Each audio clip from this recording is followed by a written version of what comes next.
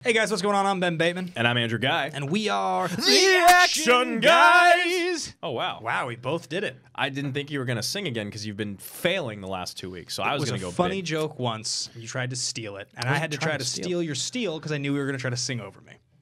Welcome to the show. Welcome to the show, everybody. This is a show where we talk about movies and Andrew being a dirty traitor. I'm not. Speaking of Ben being a dirty traitor, we got these awesome coins sent in the mail. We did. Nick Gilmore, at the Nick Gilmore on Instagram. An absolute gangster. This man has been in support of us being big personalities in the Schmoedown. I got to meet Nick at the Schmoedown Free-for-All just a couple weeks ago, and honestly could not be more appreciative of all the support. These things are incredible, and if you're in Houston, you're going to get to see these. We're going to have a special giveaway we're going to talk about here pretty soon. You have to go to patreon.com/teamaction to hear about that. Yeah, it's awesome. We're just like overwhelmed. We got them in the mail today, so we're kind of geeking out.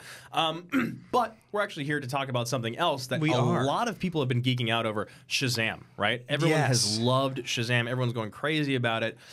And when I looked it up, I was like, do I know this director? Have I seen him before? Yeah, and people had kind of talked about him a little bit. And this is the gentleman who directed both Lights Out, Shazam, and he has, I think, one other movie. His name is David F. Sandberg. Yep. And he's basically known for basically those two movies. I mean, Annabelle, I think he did the second one, Annabelle Creation. I think it's the second one. I believe so. But yeah, Shazam is getting unbelievable reviews. Drew and I are both going to see it. You'll hear this after we've seen it, but we're going to be covering that on Action Movie Anatomy. And with the conversation of David Sandberg, we wanted to ask the question of who are going to be the defining directors of tomorrow. So this is not your Christopher Nolans, your David Finchers. Those guys are in their 50s. They've made 5 classics each. They've got a decade's worth of movies that were big at the time when they came out. You and I could sit here and talk about Danny Boyle, David Fincher, Paul Thomas Anderson, Christopher Nolan. We could talk them to death. And Scorsese and Kubrick, or sorry, Scorsese and like Spielberg, they're like the last remaining directors from their generation. I mean, they're in the same era as guys that don't even really make relevant movies anymore, like Coppola or like Lucas.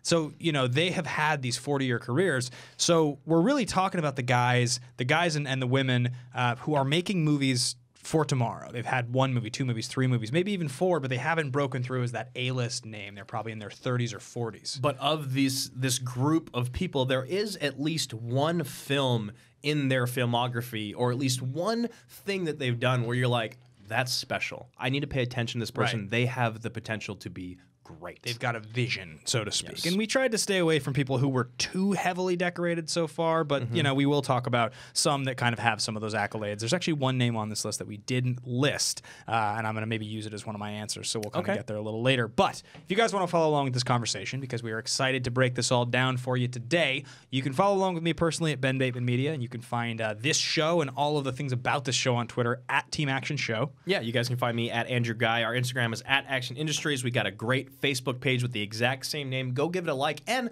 lastly, we've got the Action Industries YouTube page where you can find this full episode. Let me say it one more time. This full episode on video on the Action Industries YouTube page. If you don't want to watch us, you don't want to look at us, you can also download the full episode on Collider's Podcast Network, whether that's on Spotify or whether you do that through Apple One or Podcast One. Yeah, it's on the Collider Movie Talk feed. They'll post a little clip of this every single week on the YouTube, which you should also subscribe to, but you can just listen to the full thing on Fridays. But we put up that full video version on the Action Industries YouTube. So without further ado, I think we should just kind of get into the show. So the question is, who are the directors of tomorrow? And to answer that question, Drew and I have put together an exhaustive list. I mean, this is I can't tell you the amount of man and woman hours and dog hours that we put in, gerbil, hamster hours. The amount of gender-neutral hours, man. Let's be honest. That's right. There has been so much brain power put into comprising this list of questions that will basically narrow down or categorize these directors for us, and I'm going to read off a couple of them. First off, who will win the next Oscar? Secondly, who has most likely to have already peaked? Next, who is the next Scorsese, Spielberg, the next, Coppola? Who will have the next 40-plus year career? That's a hard thing to do, guys. 40 years does not come easy. No. We see people that have great decade runs or even a couple movies and they just fall off the face of the earth. And then lastly, for me, the last question that I really am curious about is who do we want to see directing Cruise? TC Legend. Who do we want to see? You like that? I haven't used that one yet. I've talked to you about using the phrase TC Legend. I've talked about it exhaustively. I've tried it out at parties to kind of see, does that play? Ben, fetch is never going to happen. I just just made it work. That was my fetch. There's a couple other questions on here we are gonna answer. There's some pretty fun ones on here, but I think do we have anything else that before we get into the full topic of the show need to shout out? We talked Patreon, we talked YouTube. We have this match coming up. I think probably it's worth talking about. We have this match coming up. So by the time you guys hear this show, we'll be about a week out from me actually performing in Chicago at Star Wars Celebration. So crazy. Schmodown, about 900 people. It's going to be Who's the Boss versus The Odd Couple, streaming live. Check out that pay-per-view. It's going to be unbelievable. But about a month later, Drew and I go head-to-head in Houston at the Booker T World Gym. It's going to be me versus Drew as the main event selling this show. We are going to do some team action-centric meetup type of stuff. Obviously, not during the show because that's not canon. No, we're not friends till after the show. And we're only friends because we have to be on these networks because we've signed contracts for years. So in Houston on May 18th. I think that sounds right. Yeah, it sounds right. Yeah. 25. There's so many dates popping around my head. May 18th, we're going to be there. Booker T. I can't wait to meet the gentleman. I've been a fan of him for so long. I've watched wrestling since I was a kid. And I've also never been to Texas. So I'm really excited. Yeah, I when I go into these for work, I'm usually there for a day. I don't really get to spend much time. So I'm really excited for this one. We get to go in and really have a good time. So buy tickets for that if you guys want to come and hang out. Come meet us. Come see the show. It's going to be an absolutely epic show. Cody, who may be in the booth, but I doubt it, he will be there. Cody, how you doing? And he's not there. He's not there. Yeah, that's what they trust us enough to just leave us in this room. We can say whatever we want. Yeah. We won't. No.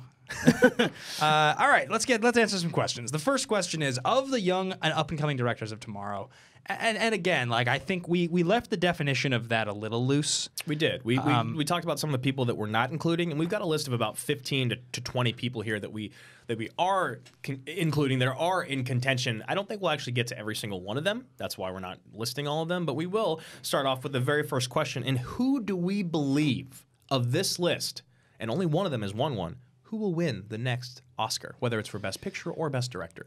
Yeah, it's an interesting question. And I'm going to jump in here and say I believe the director of tomorrow who will win the next Oscar is going to be Denis Villeneuve. Me too, 100%. It's right on the cusp for me of some of the other names involved. Yep. And it almost makes me – I almost question the decision to use that because of the people on this list, I think Denis Villeneuve is probably the director who's the most decorated now. 100%. I think 2 and 3 are actually incredibly decorated because of their accolades. He's just got so Denis Villeneuve, for those of you on audio don't know what he's directed. So he came into with a film called Incendies, and that was probably 2009. And then a couple years later, he does a film with Gyllenhaal called Enemy. Yep. And then he does Prisoners. Yep. He does Sicario. He does Arrival. He does Blade Runner 2049. And his next film that he's coming out with is Dune. And if you haven't heard about Dune, you're not watching or listening to the show because you are under a rock somewhere. The cast list for that film is maybe the greatest cast list I've ever seen for a specific generation of a movie. It's unbelievable. So Denis is a guy who has directed these incredible movies, and he has such a visual flair. You've seen what he's capable of in a movie like Sicario. The reason I say I think I give him the edge over the other options just barely. And I do it because I've seen him tackle multiple different genres and styles so well. Right. But he directs his actors so well. Like Prisoners is the one to me of all the movies that we just talked about where I watch that movie and I go, okay, so if you give this guy a script that's a little bit more palatable, it's not about children getting kidnapped, but it's like a true story, like a war story or something like that. The kind of movie that gets nominated for Best Picture, and he gets the actors of the caliber that he usually gets, which is everybody. That movie will win Best Picture, and he will win Best Director. That'll happen. It just will. There's just too much going on. It's just too big of a film. And he's willing, it seems, to have his name attached to the types of movies with the types of scales that get those conversations. You look at some of the other names on this list, there's a lot of writer-directors, a lot of people that seem to want to do their own content. Those kind of directors are great, but they often end up getting stuck doing kind of middling... They pigeonhole themselves. B-level indie content. Like maybe the script is great and the actors are wonderful, but it's the kind of movie that when you're at the gym and you see up on the TV, they're like advertising movies that are coming out, you're like, oh, I've never even heard of that. Well, he literally, what he did was he did his thing for a minute, and then he's like, well, okay, I understand what you people want, what the audience wants. I'm going to give you Sicario, and I'm going to give you Arrival. Now you can see I can do the by the numbers action movie. Yeah. That's still incredibly suspenseful and innovative. Yep. Now I'm going to do a movie that you just don't even know what the hell you just saw in Arrival, and that gives me the opportunity to do whatever I want. I get Blade Runner 2049, and then now Dune. Those are entities that are so large. directors would look at them and just be like, I want nothing to do with it. Yeah. It's too much. They'll hate me no matter what I do. Yeah, he's a pretty unbelievable director, and it almost doesn't feel fair to have him on this list with the others because it's so clear that the movies he's done and his style almost make him in the category of like a Nolan or a next Fincher. one, yeah. But I do still feel like unless you're a movie nerd, you don't know the name Denis Villeneuve. Right, because even the other three guys who are not, the three amigos who are not on this list, Yeah. they're kind of guys that have also already done it, right? They've already all won done it. Oscars. Exactly. Inarritu, Cuarón, and Guillermo are not in this anymore because they're too established. Have I asked you before on air why you call him Cuarón? Have I done this Instead before? of Cuarón? Yeah. Because aren't C's in Spanish S's? I don't know. We've know. had this conversation on Yeah. air. I'm always so confused. You say it with such confidence. It makes me question if it in fact is Cuarón and It's I'm probably wrong. one of those things that like someone that I knew when he was becoming Did it? famous said it, and it just Yeah. is stuck in my head. I don't know. I'm I couldn't probably answer. wrong. I've always said Cuarón. You say it. You've said it around other people. No one's ever corrected you before. Yeah. I don't know. Maybe nobody knows. You're I'm wrong. sure he's listening.